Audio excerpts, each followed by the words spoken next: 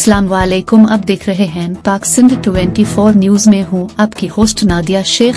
खबर शामिल करते हैं। बदीन से रिपोर्ट कर रहे हैं मोहम्मद अली शेख।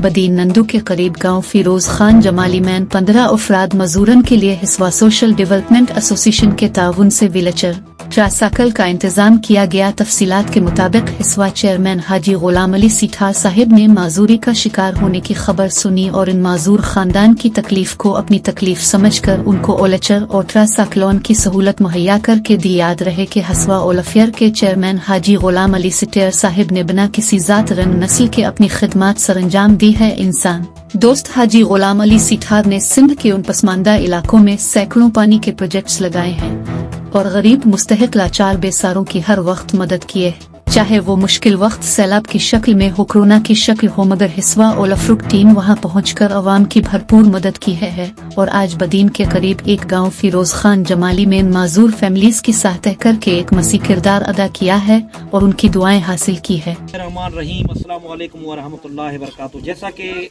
आज यहाँ ये डिस्ट्रिक्ट बदीन और विलेज है फिरोज खान जमाली में जो पता चला कि यहाँ 14 अफराद जो माजूरी के शिकार हैं, तो यहाँ आज हसवा एसोसिएशन डेवलपमेंट के चेयरमैन हाजी गुलाम अली सेठा साहब भी मौजूद है। इनकी टीम पहले भी आ चुकी थी और सर्वे करके गई थी कि तस्दीक किया कि वाकई ऐसे लोग यहाँ माजूर हैं।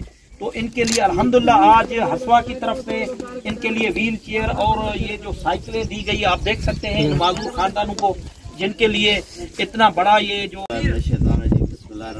आज हम बदीन का इलाका निदो और गांव जमाली फिरोज जमाली के अंदर मौजूद हैं। यहाँ पे तकरीबन 14-15 जो फर्द हैं वो माजूरी का शिकार हैं। असल में डॉक्टरों ने ये बताया हुआ है कि इनकी आपस में शादी